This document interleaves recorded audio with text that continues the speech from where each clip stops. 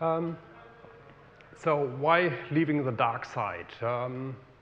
We had in the company several problems and that I want to outline and the ways how we solve them. So something about me. I'm working as a professional, as a programmer since '93.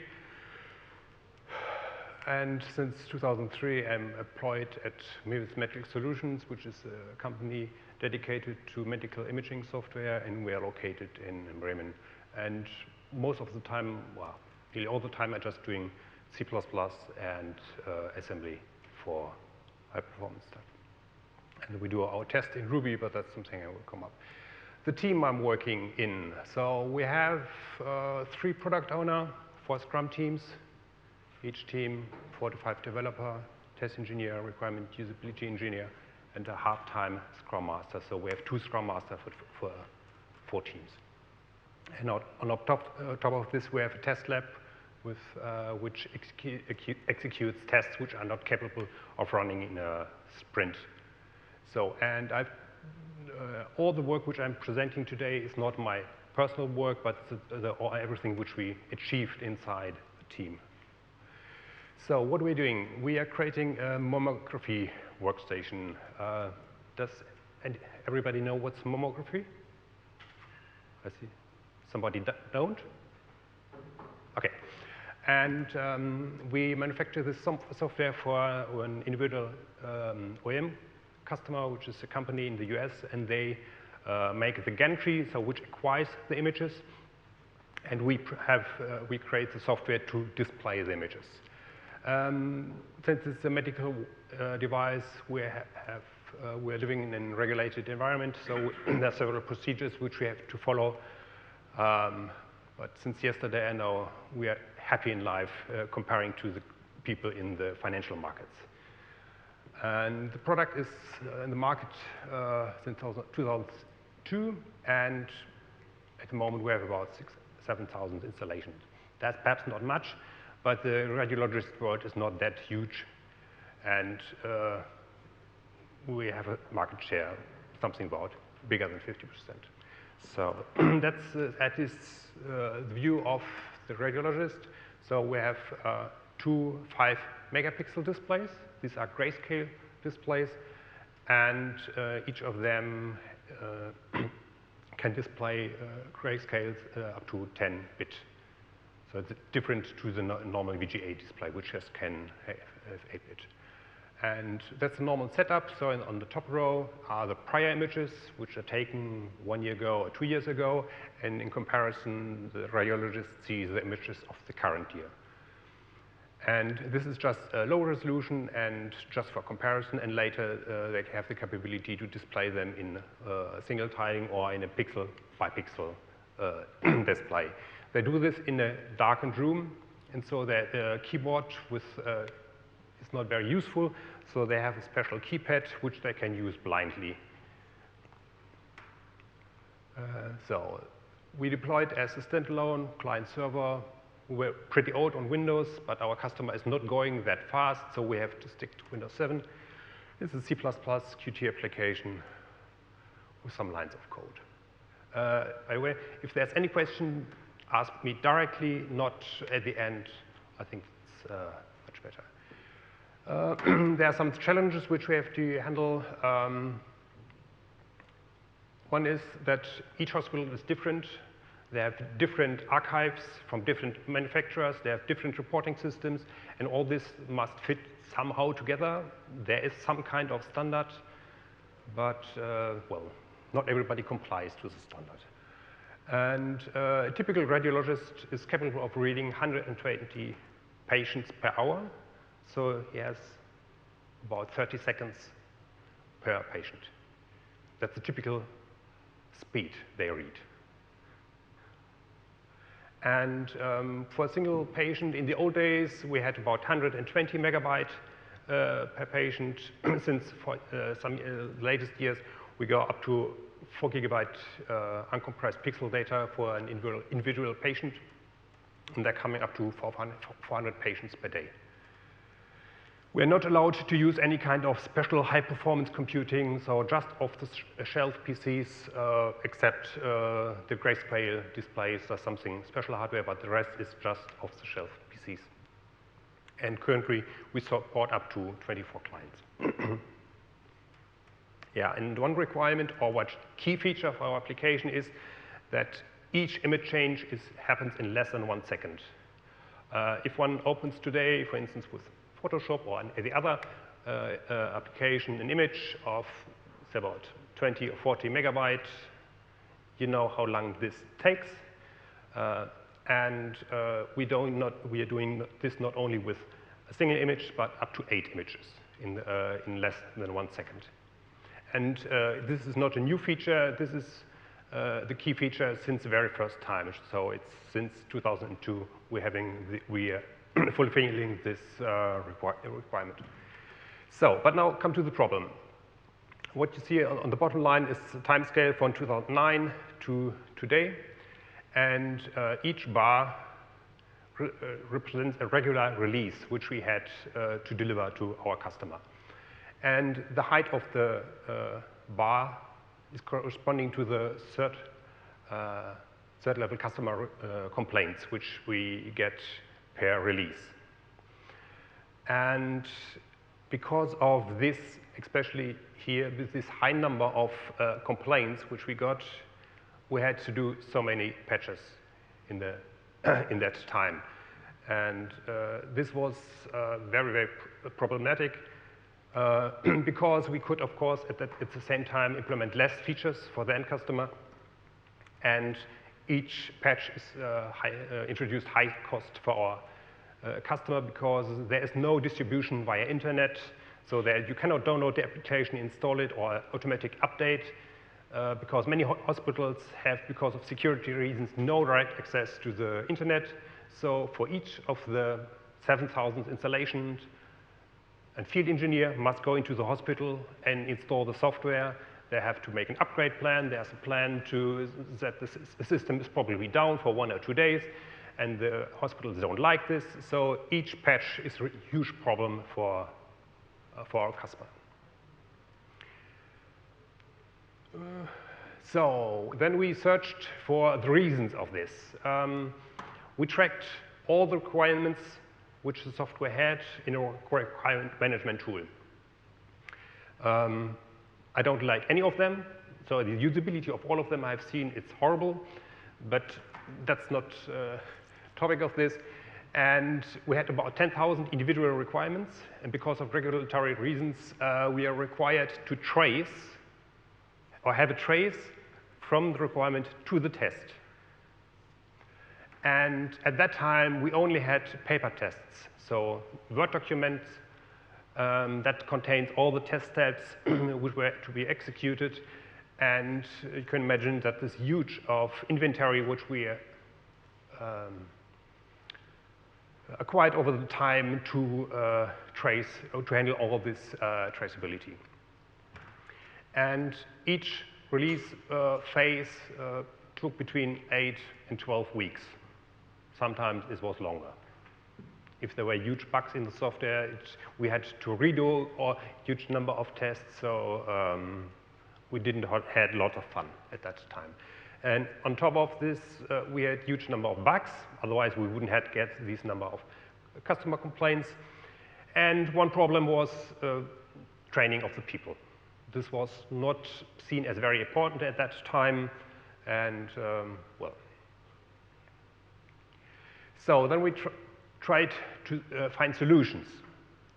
One important thing is use people for intelligent work.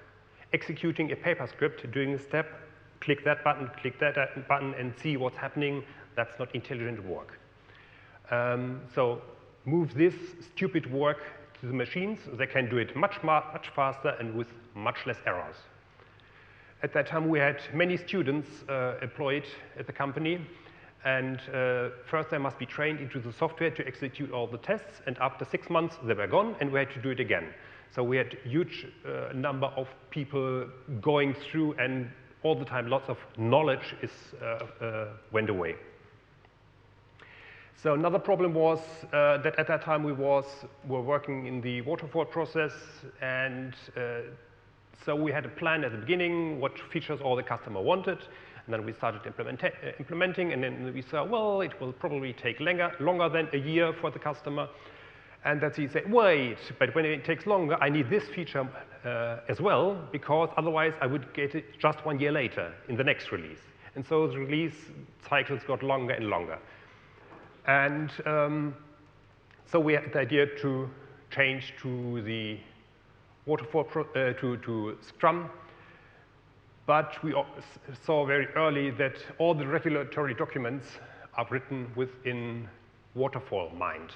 So there's some kind of planning phase, there's kind of implementation phase, and there's a validation phase. And this whole, so this does not really fit into the Scrum or in the Agile world. So we had to find a way to go through this.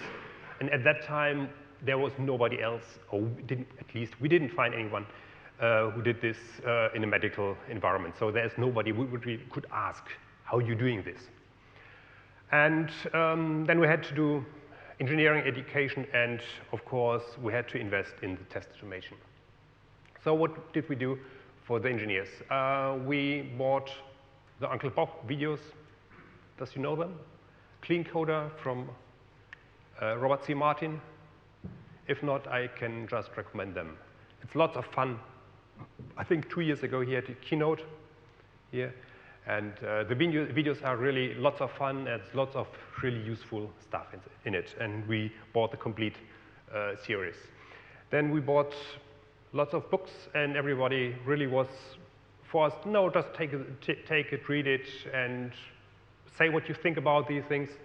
And we didn't put them at the side somewhere so that nobody sees them. We had open shelves so that everybody could see them, and something new is there, then we made a sticker on it. And then we started visiting software engineering conferences, because up to that time we just visited medical conferences. But we are a software company. But this is something which comes from the background of the company and so on. And we introduced so-called community of practices every week, where we have regular dev talks or some talks about what happened in the software and so on. And for the testing, we did an ISTQB training for all, a base thing for all team members, and the advanced level for all the test engineers. So then came the bigger stuff. We had to get our customer, where we had to convince our customer and our upper management that we want to change our process model. Because then the customer says, wait, you cannot tell me this feature is in it in this time, and so we could not guarantee it. And well, in real, we couldn't guarantee it either before. So, but we say, okay, we tried. And then we started introducing Scrum, and we did it. We bought some books, read them, and tried to figure out how it works. But it didn't really work that well as we expected. And then we got we get coaches into the company, and they did it very, very well. I will not name them here officially, but if somebody is interested who we got into it, there was really, really good. I'll tell them. Then introduce something which we called maybe 10%. Does anybody knows Google 20%? Yes? Or is not known what Google 20% means? Everybody, okay. And we started doing continuous integration. I put it in quotes because this was not the real continuous integration, because there were quite no automated tests. So we started setting up the infrastructure and then proceeded. And after 1 year, we did the follow-up of the coaching. Okay, and then now to the test strategy. So we started removing all the manual functional tests and stick just to exploratory testing, so things which you cannot test automatically, artifacts on the displays, flickering on all this stuff. So this is then primarily done in manual tests. We increased our unit testing, automated UI testing, and we introduced new behavior tests. So the idea came from a great book, Continuous Delivery, by Jess Humble and a co-author, sorry, I forgot him. And from that book, I got many, many ideas, which we then later introduced into the process. I just can recommend this book. So what's the idea of behavior tests? This is just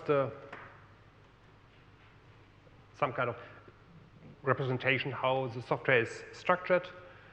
And a normal UI test just goes here through the presentation layer, so clicks at a certain point and sees that certain widgets, certain fields appears.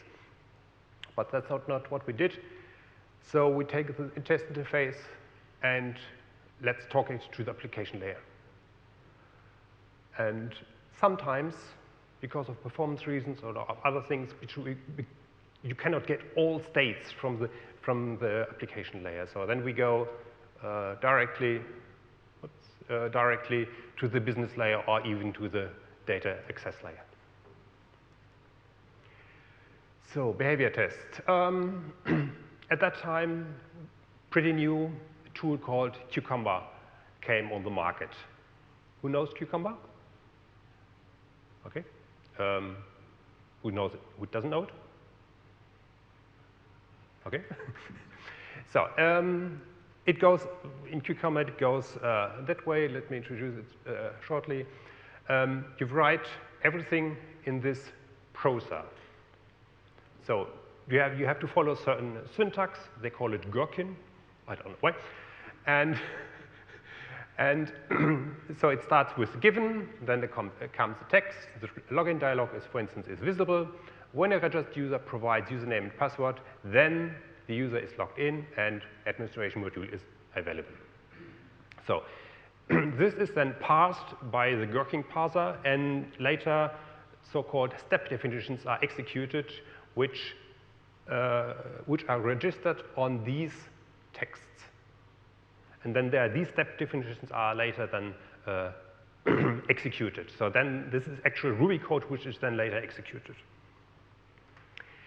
So which Cucumber binding? The problem, there are many, many available at that already at that time, but just one for C++ called CubeBins, which was in some kind of pre-alpha phase at that time. But we couldn't use it because we have for the UI, we have 3 processes and many services which have to be addressed, which this binding was not capable. So we have had to do certain things by ourselves, and so we choose the natural binding, which at that time, which was Ruby, to start with it. And well, it's the other idea. Sorry, I took it back. The idea of specification by example is that you write that your specification at the same time is your test. So you just have to take care of one document. We thought it's a great idea. And it started very promising, but at that time, at least, Cucumber was not handling of a nested context. So you could not set up a complicated test structure or bring this application into a certain state, execute there, then or see that certain things happen, and then just unwind one level of the context and then introduce a new context. That was not possible, at least at that time in Cucumber. It might be that it's today, but this is something I don't know. And well, this required intensive collaboration with our product owner, but they were not available at that time because they moved all these 10,000 requirements in a new tool, which in a much so that we have a much lower number of requirements. So as well, we get into the problem that some things are very complicated to describe in examples, and it has something to do with the complexity of the domain. And we ended up with examples which our customer was not able to read or to understand. It was too technical, and we didn't find a way to improve it. We searched a long time for better writing these examples, but it didn't work out. So a colleague of mine then started looking for an alternative, and he found RSpec, which is it's a predecessor of Cucumber, which was invented before, or defined before, I think by Dan North. And nice thing is we could remain the complete rest of the test infrastructure, which we already had at that time. So let's test that part. So these are some of the processes which we have. So we have a database server, database interface, which talks directly to the server. We have an administration module, the viewer, some kind of prepare, where we take care of preparing all the pixel data, and we have an SDP, which is our process to receive the medical data.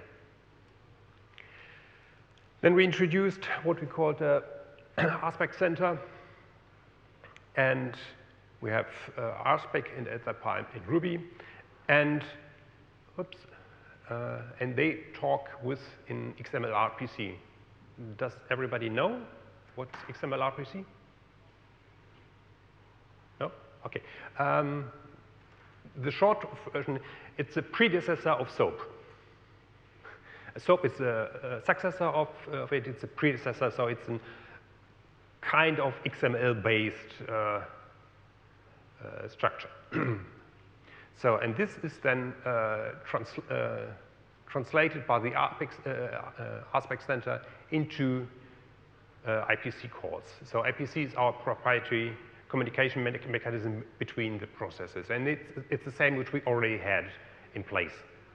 At that time when we started the developing, there was nothing really available. Today I would probably go for boost serialization or something like that. So many things are similar, for instance, as in boost serialization, but as we started, it was not there. So let's write a simple example in RSpec. So it starts with a describe. So this is just a textual description of what this example is about. Then we start with the context. Some kind of setup, so that certain preconditions are fulfilled or preconditions are set for the test. We set up the next context where the action happens at this time, so the user logs into the application, and then we check that the administration module is visible. So this is just one example. In other cases, here's some kind of, if we want to see that a certain state is reached, so there is some kind of expectation, so that value which comes from the application is equal to the expected value. So what we have here, so administration is a representation of our administration process. This is a test method in the administration process. And these are just parameters which we pass to this, or which we want to pass to the process. So let's strip this down a little bit. At the beginning, we thought, well, it's very cumbersome when we introduce test methods in our application, and then you have to mirror the same in our test framework. That's not very nice. But Ruby has a feature called method missing. So whenever you call on a Ruby object a method which doesn't exist, it automatically falls back to this method missing with a certain amount of parameters. So the name which you passed it in all the parameters, so that we could some kind of generate all the parameters, all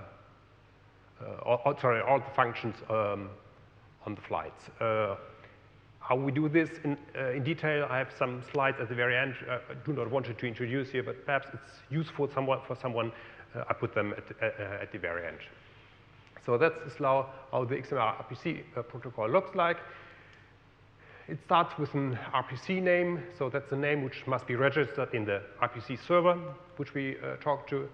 Then we have the name of the module, which is for us the module which we want to talk to. Then the function name.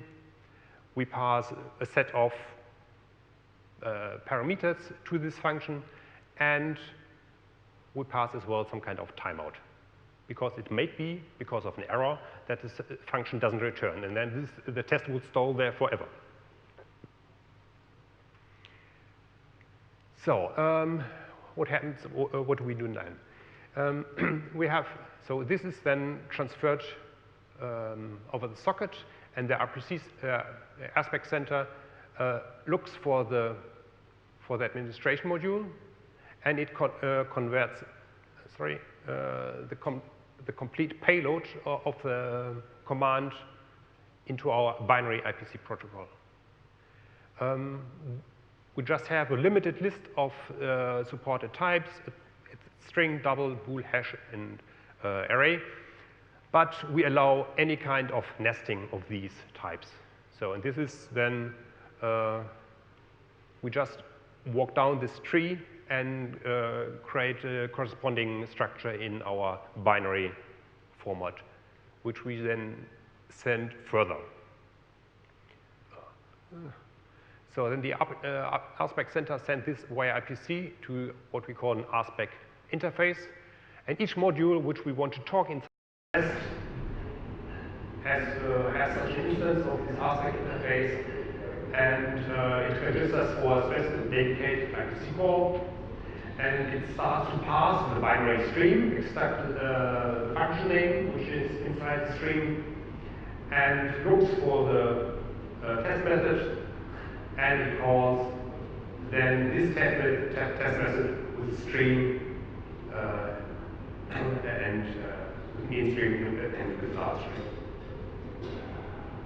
So that's an example of test interface, just a C++ class, and here we define all the test methods. So user login with parameter which we need, and we have other methods, for instance, wait until the login dialog is visible.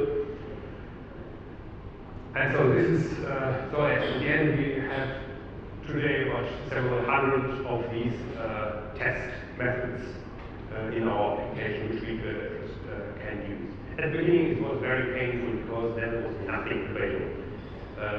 Our application was more or less monolithic block, and it was very hard to inject at certain places and get information out of the code. So it took a very long time until we had a reasonable amount of test functions available so that we could reuse them in the next test. But today I think it's hardly necessary to write any new test method because everything works out of the box.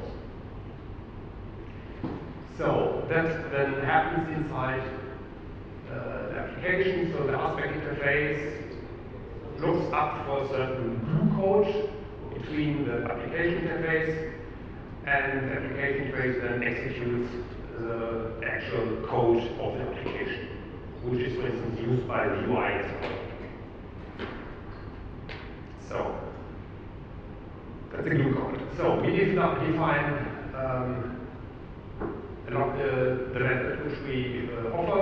Then we have implemented the registrar pattern. So where we where we register the name of the function with its with string representation, so that we could look up for this function. And then there's a more or less generic way of implementing this function. So we just have sync and source, and we extract from the sync the first parameter, which in this case is the username, and then the second parameter, which is the password, and we pass them to the actual implementation of the test interface. At the beginning, we created this glue code always by hand, but then a colleague of mine didn't like it anymore, and he wrote a small parser of the header file of the C++ header file, and now we just create this glue code automatically during the build. No manual protection anymore. So, what the next question is, most of the things in our application happens asynchronously. Because we cannot wait, or we do not, since we have this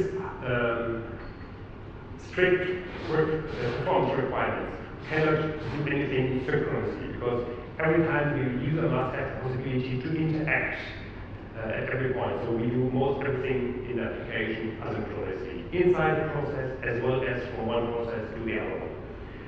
So, but how to test this? We started with a very bad idea to add a certain amount of sleep calls in the test. I've already seen shaking head, of course, this doesn't work reliably. So otherwise, you increase you have so big numbers in the sleep that the test takes enormously long, or you reduce the time, but then it starts that the test fails. So that's a no-go. The other one is that you trigger a certain point in the application, and when the application had reached that state, it tells the test, no, you're ready to go on. But this is as well a very bad idea, because this would make the application depending on the test. So, another way of doing it. And then a colleague had the idea, well, do it in this way. We poll.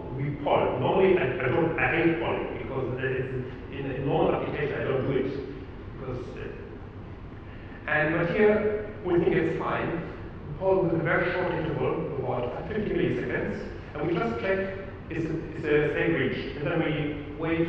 Then the application can proceed, whatever is necessary, and then see again if the certain condition is reached. And if it's reached, then it's fine. Otherwise, the command time out and the test fails at that point.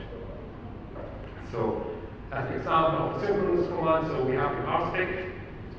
We set up the XMLRPC call into the RPC center. Then this converts this into a binary representation and sends it via RPC to the RSpec interface. And this does the call into the application. Sometimes it's just a trigger of some things. For instance, I log out or click certain buttons, or something which is below, which is behind certain button. But sometimes it fetches some information from the application, and then it returns its complete string down, and then the test can proceed. In the other asynchronous way, on this side it's the same. We didn't want to introduce here some kind of complication into the test. And inside the RSpec interface, we just check for the state. It's not reached. Okay, we do it again, and if it's reached, then we go down, and the test can proceed. So, how do we distinguish these kind of functions? Because they must be handled in a different way inside the test interface. So, all synchronous call have a void return type, and asynchronous call has an element which we just call command result, so it has success, it may be failed, or it may be pending if certain condition is not reached. I just committed certain things, so we additionally can create, for instance, if a command is, of the test function is not implemented. So then we return this as a result as well. So, and depending on the return type of function, we say, well, this is the synchronous command, and this is the asynchronous command. And we can have it that we just call this, all these kind of functions wait until certain conditions reach. So it makes that's very real for all users of the tests. So this is a typical implementation of such an asynchronous test function. So we check if the module is visible. If yes, then we return success and the test can proceed. Or otherwise, we return pending at the next call at that point. So the next big point, and which took us a long time to figure out how to do it correctly, is how to create contexts. One problem which we have is that this medical data is only quite huge. So even for test data, it may be 20 megabytes or something. And when you have to send this for each individual test case to the system, the test time is enormously long. So we definitely needed a way to set up certain contexts so that you send a patient, do certain things there, and then remove the patient and send another one, for instance, or do something more complicated. So this was not, or we didn't find a way to do this in a good way with Cucumber. I don't know if it's Cucumber, or is this possible today? Setting up contexts?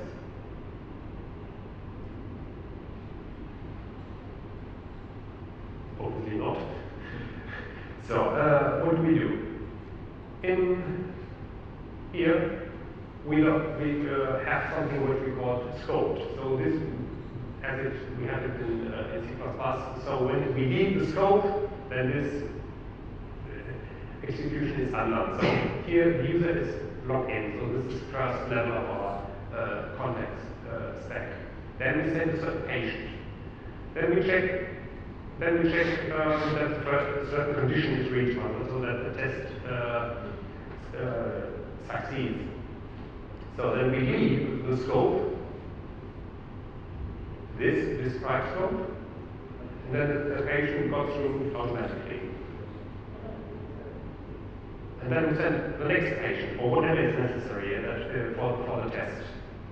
We do the test, execute it, we remove the patient at the end of the scope, and since it's the very last, we log out the scope. Because we wanted to keep the system at the end of the test in absolutely clean state, so that each test has no dependency to any other test. This was very important for us. So, how to do it? This is now the crucial point, which is no way documented in our at that time when we did it, it was not very documented how to do it. So I will give you some kind of insight what's happening here. So we do something which is possible in Ruby, that you change core libraries. So we open the module of RSpec, the RSpec core, and the so-called example loop. And then it's some kind of overwriting the existing function, if we talk in C++ terms. So we set an alias of the existing set it up method and define our own. So this of course has to call the old set it up, and then we register in the hooks so-called what we call cleaner. So that's the class or the instance which cleans up everything after the test has left. And so we set a certain mark when we enter a new context, and we clean up until the mark is reached. So the cleaner is nothing else as a spec, and whenever so you can push certain actions onto the stack, and when you enter a new scope, you just set a special marker inside this stack, then you push more items on the stack, and when you leave the scope, you remove all items, or you execute all the items which you pushed beforehand, and until the certain marker is reached. And so that's the way we clean. Oh, yeah, that's the example. So typical scope function for us is we just call login, and at the same time we push a certain action into the cleaner, which is a block in Ruby terms, and then which is later then executed to the yield function when we unwind the stack of things which we have to do.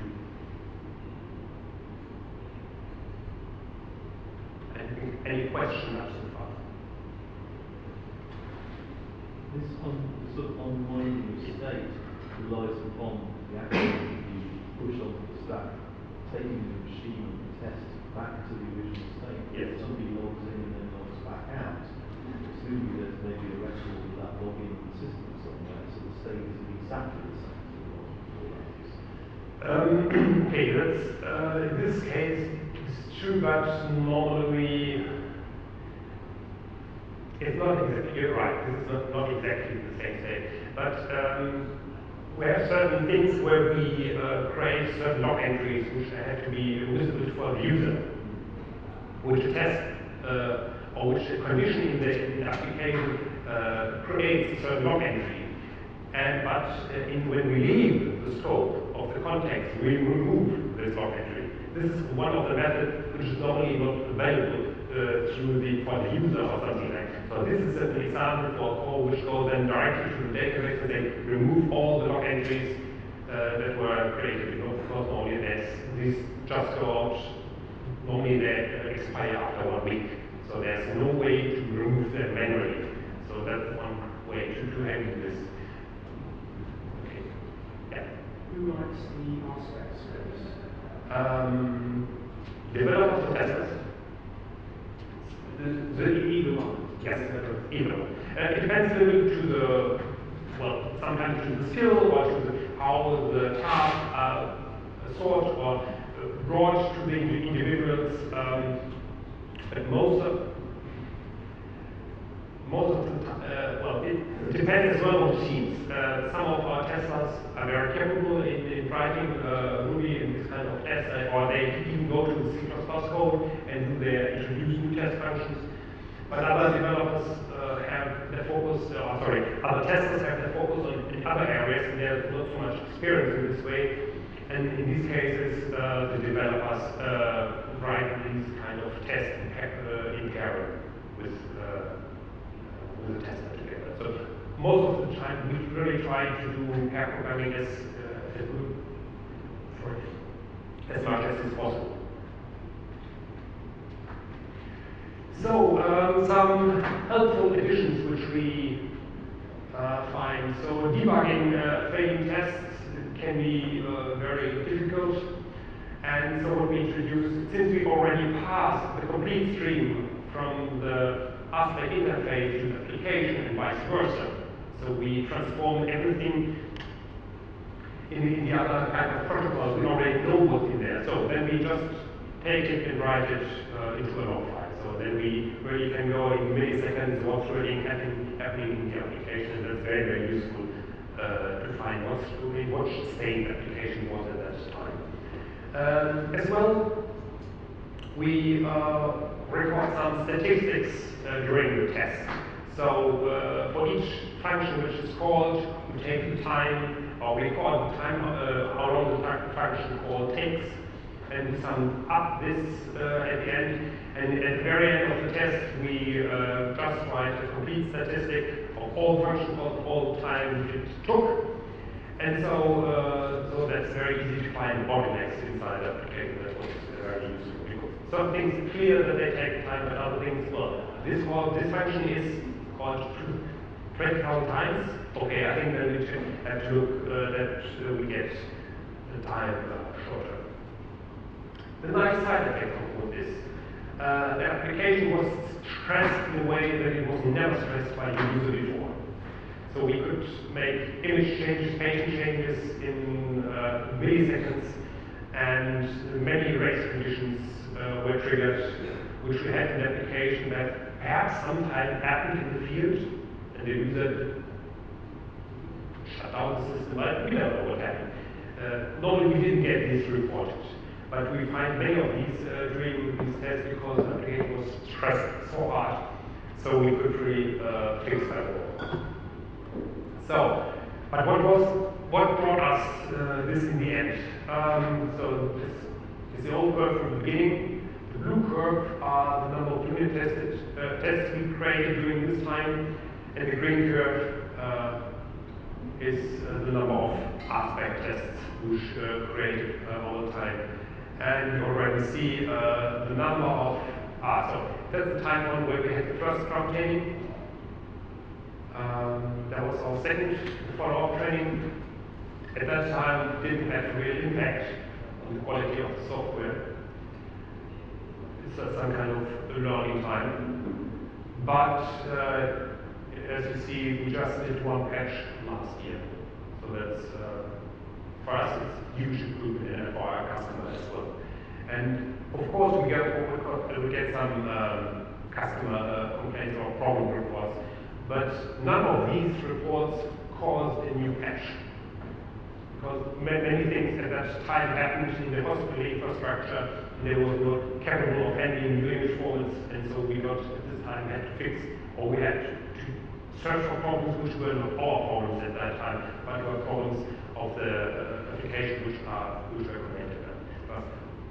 Or it were problems which were not very important, they had so low risk or no risk for the patient that we said, okay, then we'll just fix it in the next release. Okay, so another kind of process improvement what we got. Just a small definition, what we call development phase. Development phase is everything in the time where we implement the product backlog items. And all the bugs which we're fixing are happening in the developing time. And after that we have something which we call the release phase. And we are forced by regulations to execute certain tests which after the code, so after the code change, so that where the code was not changed anymore. So everything which is regarding risk measurements. So where we handle certain patient risks, all these tests, so that these risk measurements working correctly, all these tests must be executed after the implementation phase. And there are certain tests which we think that make sense, but we do them in this release phase. And over time, at that time, this is a percentage. This is the number of time which we needed for the real development phase, and that's percentage of the release phase. So at that time, it definitely trends to the positive. Okay, what stage do we have today? All unit tests are integrated into the build system. So when a library has a unit test, and then during the compilation when the library is built, then automatically the attached unit test is executed, and if the test fails, the complete library build is failed, and the complete build is failed. So there's no way that any unit test can pass, otherwise we don't have a build. And this is a forcing which discipline into the team. And as well, we don't write unit tests more for business logic. We started doing, I myself, creating big constructs of mocking IPC cores and all this stuff with Google Mock. It made lots of fun, but it was very expensive, and we didn't gain very much for it. Because so many things happen asynchronously. And doing asynchronous testing in Google test doesn't really work that well. So we just use unit tests for generic code for low-level libraries, and so and all the business rules are tested with behavior tests. A complete test suite today takes about 3 hours. This is already too much for us, so that we can early feedback if somebody broke the build. So what we did just recently, we introduced a system so that splits up all the tests so that they run in parallel on several machines. So we are now down back to probably half an hour. So we have half an hour build time, including install and all this packaging, and we have half an hour test time. I think that's not too bad. And our release phase now takes maximum 2 weeks. The last releases were always 2 or 3 days early, so we could give the software value to our customer. So what we learned? It is definitely possible to do agile development in a regulated environment. There was several doubts, especially from our QA development, that this is possible. It's very important to train the whole team, not only individuals, and as well, it's very important to empower the team, to give the team the responsibility. You are responsible for doing this. And at the beginning, it was very hard for a certain amount of managers to give away the responsibility, but leave the teams the freedomness to implement it in the best way as they think it. And they can come up with much better ideas than just individual manager. At that time I was in development manager as well. Yes. You talked about managers. How many managers, how big was the team, and how was it split up?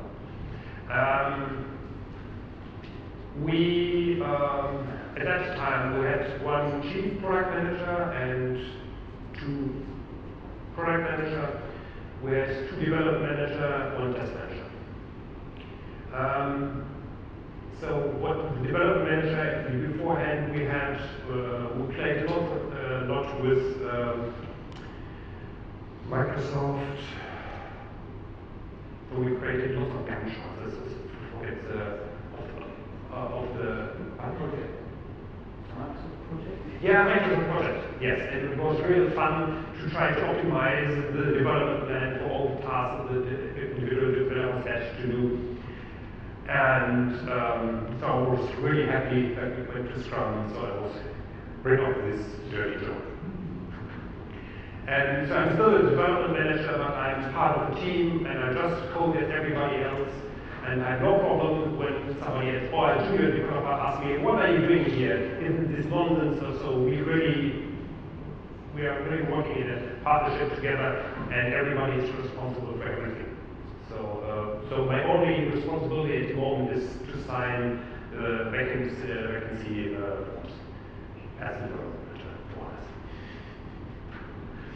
So, and I think it's possible to turn around huge legacy code base. So we really had big problems, as you could see, and I think now we're very much track and we make great progress with new features. Some practical lessons: any test that fails, fix it immediately. That's just what. Otherwise, all the others has to like, wait, my build has failed. That's your test. That's not my test, or not my fault. So if the test fails, just fix it, and then it's done. And as well important, of course, we create lots of test code, but it's even as well important to treat all the test code with the same passion for refactoring, for clean code, as the production code. So really test code is production code. We make no difference. Must have same quality, or follow the same code principles. So, as I already said, this is not only my work. Special credit goes to these 2 colleagues who did or helped me with this project, because there was a lot of data mining inside Jira to get all these statistics from it. These are the things which me personally influenced most. So why most unit testing is waste by copying. You just can, if you don't know this paper, read it. It's really worth it. It has a follow-up of this. It's even worth it to read it. Then Alexander Stepanov did a screencast at A9. Effective deployment with complex. It's a completely different story, but I learned so many things in these video tutorials. I really can recommend them. And A9 made them all available on YouTube. Sorry. So, and then the Clean Coder screencast series by Robert C. Martin is excellent. Just for making all these slides will be available, I think, after the conference. So, and there are links behind it, so you just can use them. And there are 2 great books which influenced me very much. Continuous Delivery by Jeff Sumble, David Foley, and Continuous Integration. So then there are 2 links for some links for Cucumber, RSpec,